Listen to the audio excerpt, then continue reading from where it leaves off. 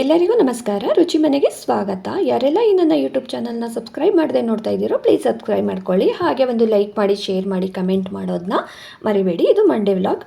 ಸೋಮವಾರ ಬೆಳಗ್ಗೆ ಸ್ವಲ್ಪ ವಾಕ್ ಹೋಗ್ಬಿಟ್ಟು ಬರೋಣ ಅಂತ ಅಂದ್ಬಿಟ್ಟು ಹೊರಟ್ವಿ. ನಾನು ಬಾನಿ ಪ್ರೀತು ಯಾವಾಗ ಹೋಗ್ತಾ ಇದ್ದಿದ್ದು. ನಾನು ಪ್ರೀತು ಫಸ್ಟ್ ಹೋಗ್ತಾ ಇದ್ವಿ, ಆಮೇಲೆ ಬಾನು ಬರೋದಕ್ಕೆ ಸ್ಟಾರ್ಟ್ ಮಾಡ್ತು. ಇವಾಗ ಅದಕ್ಕೇನೋ ಬರ್ತಾ ಇದ್ದಾರೆ.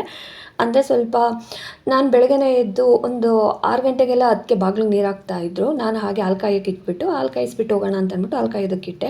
ಆದರೆ ನಾನು ಗ್ಯಾಸ್ ಸ್ಟವ್ ಆಫ್ ಮಾಡಿದ್ದೀನೋ ಮಾಡೇ ಇಲ್ವೋ ನನಗೆ ನೆನಪಿರಲಿಲ್ಲ. ನೈಸ್ ರೋಡ್ ಹತ್ರ ಹೋಗಿದ ತಕ್ಷಣ ಆಮೇಲೆ ನೆನಪಾಯಿತು, ಹೌದು ನಾನು ಸ್ಟವ್ ಆಫ್ ಮಾಡಿದ್ದೀನಿ ಅಂತ. ರಿಷಿ ಕಾಲ್ ಮಾಡಿದ್ರು, ಅವ್ನು ರಿಸೀವ್ ಮಾಡಿಲ್ಲ, ಫುಲ್ ನಿದ್ದೆ ಇರಲಿದ್ದ. ಆಮೇಲೆ ರಿಟರ್ನ್ ಬಂದುಬಿಟ್ವಿ. ಬಂದು ನೋಡಿದ್ರೆ ಆಫ್ ಮಾಡಿದ್ದೆ. ಮತ್ತು ನೀರು ಕಾಯೋಕ್ಕಿಟ್ಟು ಹುರುಳಿಕಾಳನ್ನ ನೆನೆಸಿಟ್ಬಿಟ್ಟು ಹೋಗಿದ್ದೀನಿ ಬಿಸಿನೀರಲ್ಲಿ. ಅದು ನನಗೆ ಮರ್ತೇ ಹೋಗಿದ್ದೆ ಬೆಳಗ್ಗೆ. ಅದಾದಮೇಲೆ ವಾಪಸ್ ಬಂದ್ವಲ್ಲ ಅಂತ ಹೇಳಿ ಹಾಗೆ ಒಂದು ಗ್ರೀನ್ ಟೀ ಮಾಡ್ಕೊಳ್ಳೋಣ ಅಂತ ಹೇಳಿ ಗ್ರೀನ್ ಟೀಗೆ ಇಟ್ಟು ಹುರುಳಿಕಾಳು ಸ್ವಲ್ಪ ಬೇಯೋದಕ್ಕೆ ಇಟ್ಬಿಡೋಣ. ಅಂದರೆ ಮೊಳಕೆ ಕಟ್ಟಿದ ಕಾಳು, ಅದು ಸ್ವಲ್ಪ ಒಗ್ಗರಣೆ ಮಾಡ್ಕೊಂಡು ಕೊಡೋಣ ಮಕ್ಳಿಗೆ ಬಾಕ್ಸ್ಗಾಗುತ್ತೆ ಅಂತ ಹೇಳಿ ಹುರುಳಿಕಾಳನ್ನ ಬೇಯೋದಕ್ಕೆ ಇಟ್ಟು. ಇವತ್ತಿನ ಟಿಫನ್ಗೆ ಏನು ಮಾಡೋದು ಅಂತ ಕೇಳಿದ್ರೆ ಟೊಮೊಟೊ ಬಾತ್ ಕೇಳಿದ್ರು.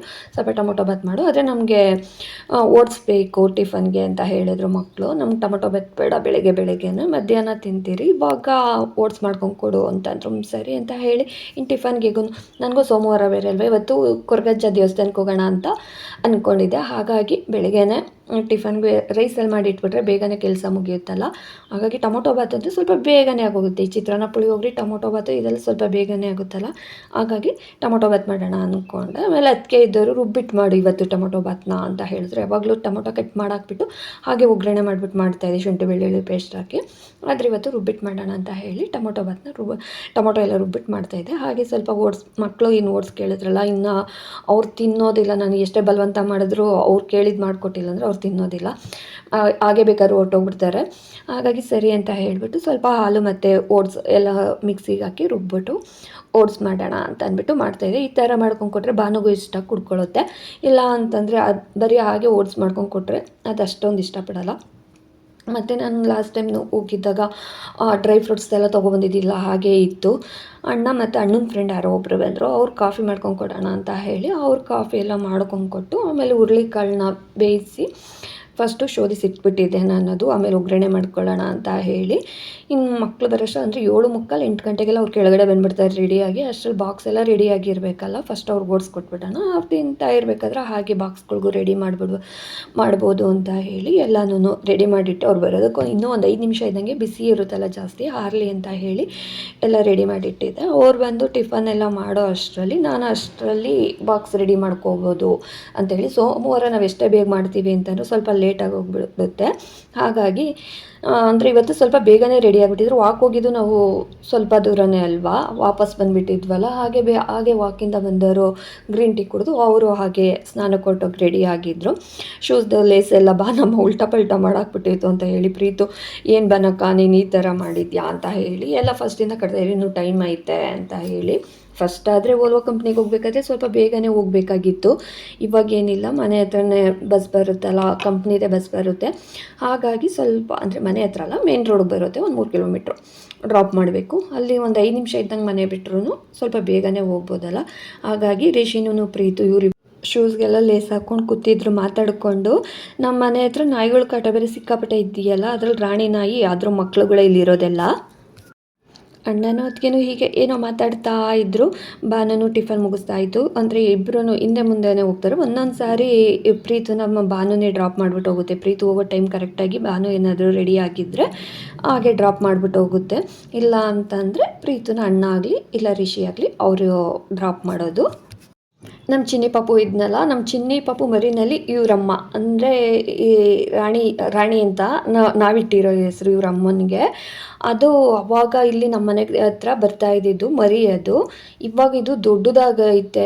ಇದು ಮತ್ತೆ ಅವ್ರ ಅಮ್ಮಂಗೆ ಮತ್ತೆ ಮಕ್ಕಳಾಗಿದ್ದಾರೆ, ಎಷ್ಟೊಂದು ಮರಿಗಳಾಗೈತೆ, ನಾಯಿ ಮರಿಗಳು. ಇದಕ್ಕೆ ಅವಾಗ ಮರಿನಲ್ಲಿ ಒಂದು ಯಾರೋ ಬೈಕಲ್ಲಿ ಗುದ್ಕೊಂಡು ಹೊಟ್ಟೋಗಿದ್ರು. ಅವಾಗ ಸೊಂಟದ ಮೇಲೆಲ್ಲ ಮಾರ್ಕಿದೆಯಲ್ಲ, ಅವಾಗ ಸೊಂಟದ ಹತ್ರ ಎಲ್ಲ ಫುಲ್ ಪಾಪ ಅದು 2 ಕಾಲು ಎಳ್ಕೊಂಡು ಬರ್ತಾಯಿತ್ತು. ಅವಾಗ ನಮ್ಮ ಮನೆಗೆ ಎತ್ಕೊಬಂದು ಮರಿನ ಆಯಿಂಟ್ಮೆಂಟ್ ಎಲ್ಲ ಹಚ್ಚಿ ಮತ್ತು ಡಾಕ್ಟ್ರ್ ಹತ್ರ ಎಲ್ಲ ತೋರಿಸಿ ಇದು ಮಾಡ್ದಾದ್ಮೇಲೆ ಅವ್ನು ಸರ್ ಹೋಗಿದ್ದು. ಅವಾಗಿಂದ ಅವ್ನು ನಮ್ಮ ಮನೆಗೆ ಗೇಟ್ ಬಾಗಿಲು ತೆಗೆದ್ರೆ ಸಾಕು ಒಳಗಡೆ ಬಂದುಬಿಡ್ತಾನೆ. ನಾವು ಯಾರಾದರೂ ಹೊರಗಡೆ ಹೋದ್ರೆ ಸಾಕು, ಹೋಗೋವಾಗೂ ಅಷ್ಟೇನೆ ಬರ್ತಾನೆ ಇರ್ತಾನೆ. ಹೋಗು ಅಂದ್ರೂ ಹೋಗೋದೇ ಇಲ್ಲ. ಹಾಗಾಗಿ ಅವರಮ್ಮ ರಾಣಿ ಅಲ್ವಾ, ಅಂದರೆ ವೈಟುಗೆ ತುಂಬ ಚೆನ್ನಾಗೈತೆ. ಅದೇ ನಾಯಿ ಥರ ಈ ನಾಯಿಗಳೆಲ್ಲ ಬೀದಿ ನಾಯಿಗಳು ಅಂದರೆ ನೋಡೋದಕ್ಕೆ ಏನೋ ಒಂಥರ ಚೆಂದ ಅವು. ಆದರೆ ಇದಕ್ಕೆ ಮಾತ್ರ ನಾವು ಅಂದರೆ ಇದ್ರ ಜೊತೆ ಇದ್ದಿದ್ದು 3 ಮರಿಗಳು, 3 ದೊಡ್ಡವಾಗಿದೆ, 3 ಇಲ್ಲೇ ಅವೆ ನಮ್ಮನೆ ಹತ್ರನೇ ಓಡಾಡ್ತಾ ಇರ್ತೈತಿ ಇಲ್ಲಿ ಒಟ್ಟಲ್ಲಿ. ಆದರೆ ನಾವೇನಾದರೂ ಊಟ ಹಾಕ್ತಿರಲ್ಲ ಬೆಳಗ್ಗೆ ಸಂಜೆ, ಹಾಗಾಗಿ ಮನೆ ಹತ್ರ ಯಾವಾಗಲೂ ಬರ್ತಾನೆ ಇರ್ತೈತೆ. ಈ ಮಕ್ಕಳೇನಾದರೂ ಹೊರಗಡೆ ಹೋದ್ರು ಅಂದರೆ ಅವ್ರಿಗೆ ಆಫೀಸ್ಗೆ ಹೋಗ್ಬೇಕಾದ್ರೂ ಹೋದ್ರು ಅಂತಂದರೆ ಹಿಂದೆನೇ ಹೋಗ್ತಾ ಇರ್ತಾರೆ, ನುಗ್ಬಿಡ್ತಾರೆ ಅನ್ನೋ ಒಂದು ಭಯನೂ ಇರುತ್ತೆ. ಮೊನ್ನೆ ಒಂದು ಸಾರಿ ನನ್ನನ್ನು ಬೇರೆ ಬೀಳಿಸ್ಬಿಟ್ಟಿದ್ದು ನಾಯಿಗಳು, ಅಂದರೆ ಬೇರೆ ನಾಯಿಗಳು ಯಾವುದೋ ಗೊತ್ತಿಲ್ಲ ಪಾಪ, ಅವೆಲ್ಲ ನಾವು ಹೋಗಿರ್ಬೇಕಾದ್ರೆ ಬೇರೆ ನಾಯಿಗಳೆಲ್ಲ ಅಡ್ಡ ಆಡ್ಕೊಂಡ್ಬಂದ್ವಲ್ಲ ಅವಾಗ ಬೀಳಿಸಿದ್ದು. ಪೂಮನೆ ಬೇಡ ಅಂತು ನೆನ್ನೆ, ಅದು 50% ಆಫರ್, ಅವ್ರು ಮೋಸ. ಅದು ಬಯ್ಯನ್ಪಳ್ಳಿದಲ್ಲಿ ಪೂಮಾ ಹೊಸ್ದಾಗಿ ಶಾಪ್ ಓಪನ್ ಆಗೈತಲ್ಲ ಮಂಗಳೂರು ಕಿಚನ್ ಎದುರುಗಡೆ, ಆದರೆ ಅಲ್ಲಿ 50% ಆಫರ್ ಐತೆ. ನಾವೇ ಹೋಗಿದ್ದು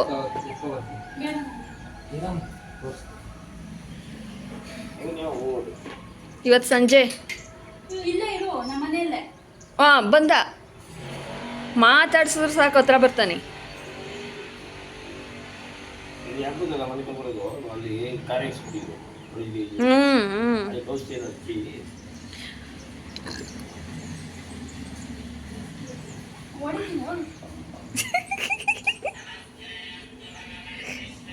ಏಯ್ ರಾಣಿ, ರಾಣಿ ಬಾ, ಹೋಗು, ಬರಬೇಡ ನನ್ನ ಹತ್ರ ಬರಬೇಡ, ಹೋಗು. ನಾನು ಹೊಡೆಯೋದೆ ಮೂತಿ ಮೇಲೆ. ಪಾಪ 900 4,000 ಬಗೆ ಆಗೋಯ್ತು ನೆನ್ನೆನೆ.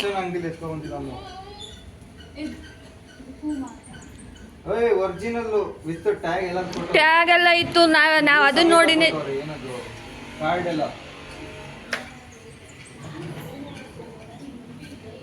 ಎಲ್ಲೋಯ್ತಾ ಇದೆಯಾ?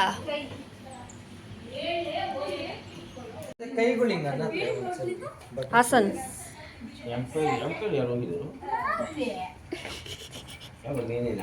ಅಲ್ಲ, ಹಾಸನ.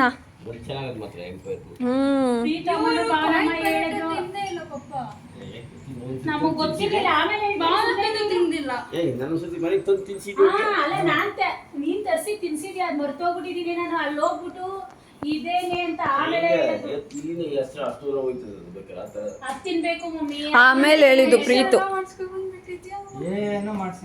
ಮಾಡ್ಸವನೆ, ಪಾಪ ಮಾಡ್ಸವನೆ, ಏನೋ ತಲೆ ಆರಿಸು. ಅದು ಆರಿದ್ಮೇಲೆ ಚೆನ್ನಾಗಿ ಕಾಣಿಸೋದು ಎಲ್ಲ ಚೆನ್ನಾಗಿ ಆರಬೇಕು. ಇಲ್ಲಿ ನೋಡು, ಕತೆ ನೋಡೋದ್ರದ್ದು. ಯಾಕೋ ಹಿಂಗೆ ಬಂದು ಮಲ್ಗಿರೋದು ನೀನು? ಎದ್ದು ನಡಿಯೋ. ರಾಜು ಯಾರು? ಏಯ್ ಎಲ್ಗೋ ಬರ್ತಾ ಇದೆಯಾ? ಪ್ರೀತಕ್ಕ ಆಯ್ತು ಇವಾಗ ಭಾವನಕ್ಕನ ಹತ್ರ. ಶೂಸ್ ಹಾಕತ್ತೀಯಾ? ನಿನ್ಗೆ 4 ಶೂ ಬೇಕು. ಓಹೋ ಏನು ಮೇಡಮ್ ಫೋಟೋ ತಗೋತಾ ಇದ್ದೀರಾ? ನಂದು ಯಾಕೆ ತೆಗಿತೀಯಾ?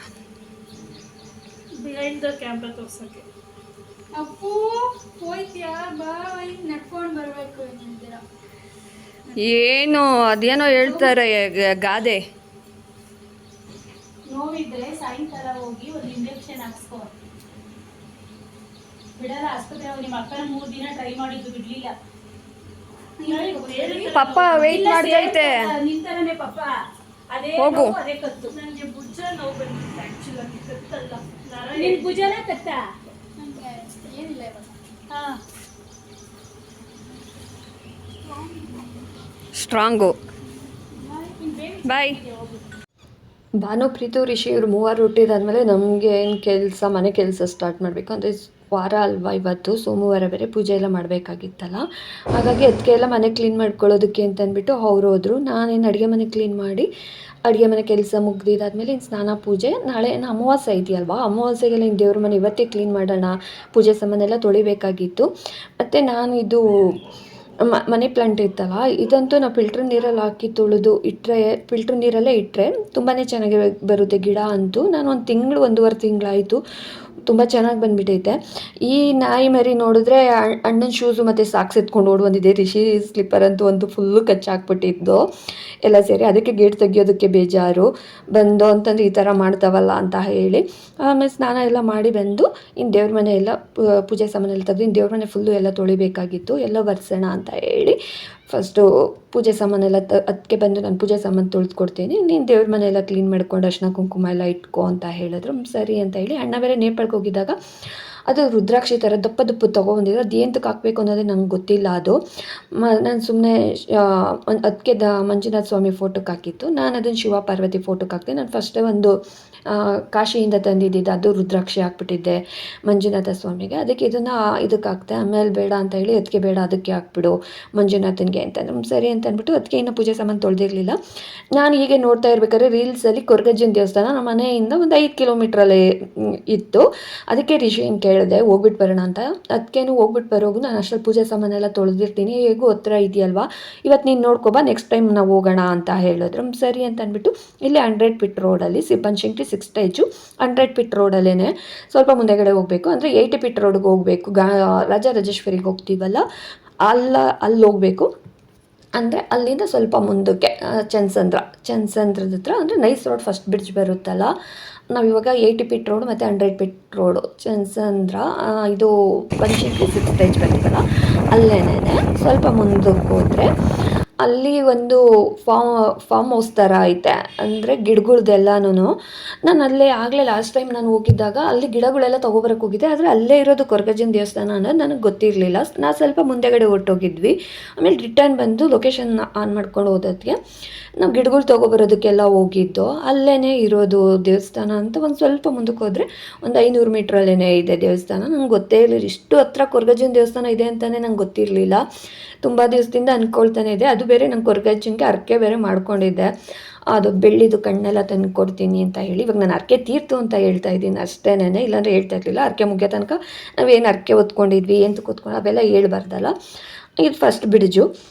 ಅಂದರೆ ನಾವು ಇಲ್ಲಿ ಬರ್ತೀವಲ್ಲ ಚನ್ನಸಂದ್ರಕ್ಕೆ ಹೋಗ್ಬೇಕಾದ್ರೆ ಅಲ್ಲೇ ನೈಸ್ ರೋಡ್ ಹತ್ರ ಬ್ರಿಡ್ಜ್ ಹತ್ರ ಬಂದರೆ ಅಲ್ಲೇ ಇರೋದು ದೇವಸ್ಥಾನ. ನಮಗದು ಗೊತ್ತೇ ಇರಲಿಲ್ಲ ಅಲ್ಲಿದೆ ಅಂತ ಹೇಳಿ. ನಾನು ಹೀಗೆ ಸೋಷಿಯಲ್ ಮೀಡಿಯಾದಲ್ಲಿ ನೋಡಿದ್ದು ಇಲ್ಲಿ ಇರೋದು ಗೊತ್ತಾಗಿದ್ದು ನನಗೆ ಅವಾಗೇನೆ ಕೊರಗಜ್ಜನ ದೇವಸ್ಥಾನ ಇಷ್ಟು ಹತ್ರದಲ್ಲಿದೆ ಅಂತೇಳಿ. ನಾನು ತುಂಬ ದಿವಸದಿಂದ ಅಂದ್ಕೊಳ್ತಾ ಇದ್ದೆ. ಲಾಸ್ಟ್ ಟೈಮ್ ಧರ್ಮಸ್ಥಳಕ್ಕೆ ಹೋದಾಗೂ ಕೊರಗಜ್ಜಂಗೆ ಹೋಗಬೇಕು ಅಂದ್ಕೊಂಡೆ, ಹಾಗೇ ಇಲ್ಲ ಹೋಗೋದಕ್ಕೆ. ಮತ್ತು ಇನ್ನೂ ಒಂದು ಸಾರಿ ಬೇರೆ ಯಾರ್ದೋ ವೀಡಿಯೋದಲ್ಲಿ ನೋಡಿದ್ದೆ, ಚನ್ನಪಟ್ಟಣದ ಹತ್ರ ಒಂದಿತ್ತು ಕೊರಗಜ್ಜನ ದೇವಸ್ಥಾನ. ನಾನು ಲಾಸ್ಟ್ ಟೈಮ್ ಮನೆ ದೇವ್ರಿಗೆ ಹೋದಾಗೂ ಹೋಗಬೇಕು ಅಂದ್ಕೊಂಡು ಹೋದೆ, ಅವಾಗೂ ಆಗಿಲ್ಲ ಹೋಗೋದಕ್ಕೆ. ಆದರೆ ನಮ್ಮ ಮನೆ ಹತ್ರನೇ ಇಷ್ಟು ಹತ್ರದಲ್ಲಿ ಐತೆ ಅಂತ ನನಗೆ ಗೊತ್ತೇ ಇರಲಿಲ್ಲ. ಫಸ್ಟ್ ಟೈಮ್ ನನಗೆ ಗೊತ್ತಾಗಿದ್ದು ಇಲ್ಲಿ ಕೊರಗಜ್ಜನ ದೇವಸ್ಥಾನ ಐತೆ ಅಂತ. ನಿಜವಾಗ್ಲೂ ನನಗಂತೂ ಅಜ್ಜನ ನೋಡಿದ ತಕ್ಷಣ ಕಣ್ಣಲ್ಲಿ ನೀರೇ ಬಂದ್ಬಿಡ್ತು. ಅಷ್ಟು ಖುಷಿಯಾಗೋಯ್ತು ನನಗಂತೂ ಕೊರಗಜ್ಜನ ನೋಡಿದ ತಕ್ಷಣ. ನಮ್ಮ ಮನೆ ಹತ್ರ ಇಷ್ಟು ಹತ್ರದ, ನಾನು ಅಲ್ಲಿ ತನಕ ಹೋಗೋದಕ್ಕಾಗಲ್ಲ ಅಂತಲೇ ಅಜ್ಜ ಇಲ್ಲಿದ್ದಾರಾ, ಇಲ್ಲ ಅಜ್ಜ ಇಲ್ಲಿದ್ರೂ ನನಗೆ ಗೊತ್ತಾಗಿಲ್ವ ಹೋಗೋದಕ್ಕೆ ಅಂತಲೇ ನನಗೊಂಥರ ಏನೋ ಒಂಥರ ಅನಿಸ್ಬಿಡ್ತು. ನಂಗೆ ಅಲ್ಲಿ ಕೊರಗಜ್ಜನ ದೇವಸ್ಥಾನದ ಹತ್ರ ಹೋಗಿದ ತಕ್ಷಣನೇ ತುಂಬಾ ಖುಷಿ ಆಯಿತು ಅಜ್ಜನ ನೋಡಿ ಅಲ್ಲಿ. ಅಂದರೆ ಅಲ್ಲಿ ಪ್ರಸಾದ ಅಂದರೆ ದೇವಸ್ಥಾನಕ್ಕೆ ನಾವು ತೊಗೊಂಡು ಹೋಗೋದು ಬರೀ ಚಕ್ಲಿ, ಎಲೆ, ಅಡಿಕೆ, ಸುಣ್ಣ ಮತ್ತು ಸ್ವಲ್ಪ ಅವರು ಹಾಗೆ ಕೊಡಬಾರ್ದು ಅಂತ ಹೂವು ಗಂಧದ ಕಡ್ಡಿ ಕೊಡ್ತಾರೆ, ಮತ್ತು ಸಾರಾಯಿ. ಇದಿಷ್ಟು ಕೊರಗಜ್ಜಂಗೆ ಕೊಡೋ ದೇವಸ್ಥಾನಕ್ಕೆ ಪೂಜೆಗೆ ಅಂತ ಅಂದ್ಬಿಟ್ಟು ಕೊಡೋದು. ನಾನು ಹಾಗೆ ಫಸ್ಟ್ ಅರ್ಕೆ ಮಾಡ್ಕೊಂಡಿದ್ದೆ. ನಾನು ಫಸ್ಟೇ ತಂದು ಇಟ್ಕೊಂಬಿಟ್ಟಿದ್ದೆ. ನಾನು ಲಾಸ್ಟ್ ಟೈಮ್ ಧರ್ಮಸ್ಥಳಕ್ಕೆ ಹೋದಾಗೆ ತಂದು ಇಟ್ಕೊಂಡಿದ್ದು ತುಂಬ ದಿವಸದಿಂದ ಮನೆಯಲ್ಲೇ ಇತ್ತು. ಅದು ಅರ್ಕೆಗೆ ನಾವು ತೊಗೊಂಡು ಮನೇಲೂ ಇಟ್ಕೊಬಾರ್ದಲ್ವ.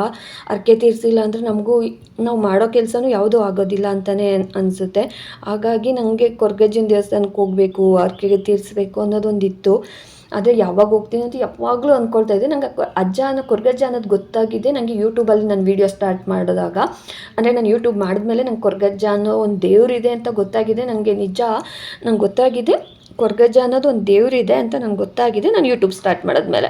ಒಬ್ಬರು ಕೊರಗಜ್ಜನ ಚಾನಲ್ ಓಪನ್ ಮಾಡಿಕೊಂಡು ಅದರಲ್ಲಿ ಯಾವಾಗೂ ಲೈವ್ ಮಾಡ್ತೀನಿ. ನಾನು ಹೀಗೆ ಒಂದು ಸತಿ ಏನೋ ನೋಡಬೇಕಾದ್ರೆ ಕೊರಗಜ್ಜನ ಲೈವ್ ಇತ್ತು. ಅವಾಗ ನಂಗೆ ಅಲ್ಲಿ ಗೊತ್ತಾಗಿದ್ದು ನನಗೆ. ಅವಾಗ ನಾನು ಏನೋ ಒಂದು ಹಾಗೆ ಮನೆಯಲ್ಲಿ ಕೈ ಮುಕ್ಕೊಂಡಿದ್ದಿದ್ದು ಅಷ್ಟೇ ಕೊರಗಜ್ಜನ. ಅದು ನನಗೆ ಅರ್ಕೆ ತೀರಿತ್ತು. ನಾನು ಏನು ಅರ್ಕೆ ಕಟ್ಕೊಂಡಿದ್ನೋ ಅದು ನನಗೆ ಆಗಿತ್ತು. ಆದರೆ ನಾನು ಅರ್ಕೆ ತೀರಿಸ್ಬೇಕಾಗಿತ್ತಲ್ಲ, ಅದನ್ನು ತೀರ್ಸೋದಕ್ಕೆ ನನಗೆ ಆಗಿರಲಿಲ್ಲ ಅಷ್ಟೇ. ಹಾಗಾಗಿ ನಾನು ಯಾವಾಗ ಹೋಗ್ತೀನಿ ಅನ್ನೋದು ಒಂದಿತ್ತು. ಯಾವಾಗಾದರೂ ನೋಡೋಣ ಅಂದರೆ ಧರ್ಮಸ್ಥಳಕ್ಕೆ ಹೋದಾಗ ಹೋಗಬೇಕು ಅಂತ ಅಂದ್ಕೊಂಡಿದ್ವಿ. ಆದರೆ ಅವತ್ತು ಆಗಿರಲಿಲ್ಲ. ಅಣ್ಣ ನಾವು ಹೋಗಿದ್ದಾಗ ಅವಾಗ ಹೋಗೋಕ್ಕಾಗಿರಲಿಲ್ಲ. ಕಾರ್ತಿಕ್ ಮಾಸದಲ್ಲಿ ಟೈಮ್ ಆಗೋಗೈತು. ಇನ್ನು ಕುಕ್ಕೆಗೆ ಹೋಗೋಕ್ಕಾಗಲ್ಲ, ನಾವು ಅಲ್ಲೋದ್ರೆ ಕುಕ್ಕೆಗೆ ಹೋಗೋಕ್ಕಾಗಲ್ಲ, ಇವತ್ತೊಂದಿನ ಇಲ್ಲೇ ಇರಬೇಕಾಗುತ್ತೆ ಅನ್ನೋದೊಂದು ಇದಾಗೋಗಿತ್ತು. ಅದಕ್ಕೆ ಅವಾಗ ಆಗಿರಲಿಲ್ವಲ್ಲ, ಇವಾಗ ಚನ್ನಪಟ್ಟಣದ ಹತ್ರ ಅದು ಆಗಿರಲಿಲ್ಲ.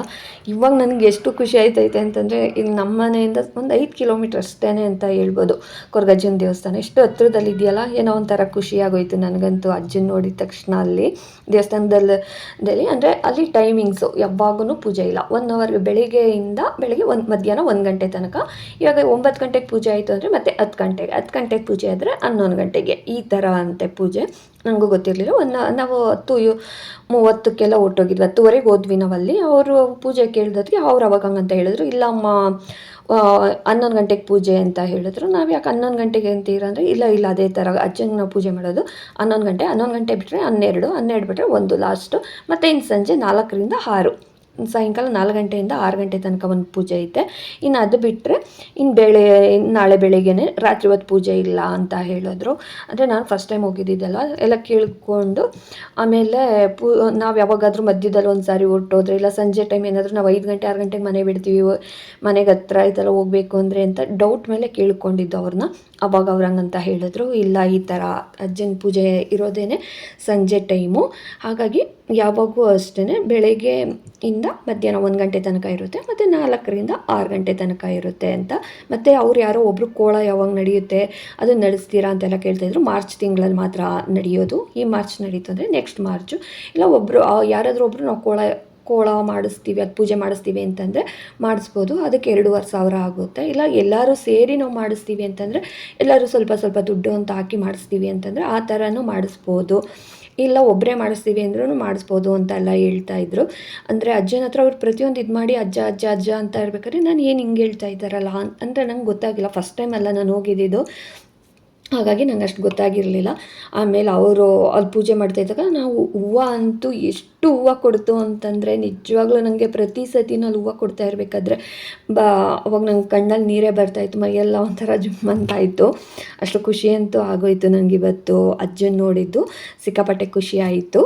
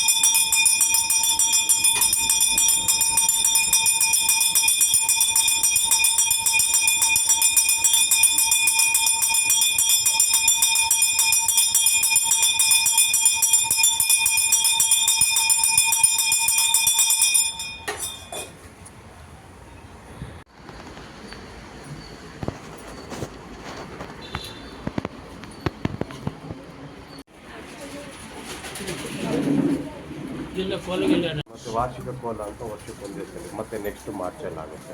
ಯಾರ ಇಲ್ಲ, ಆಮೇಲೆ ಯಾರಾದರೂ ಅರಕೆ ಕೋಲ ಅಂತ ಅಂದ್ಬಿಟ್ಟು ಏನಾದರೂ ಕೊಡೋದಿದ್ರೆ ಆಗ್ತದೆ.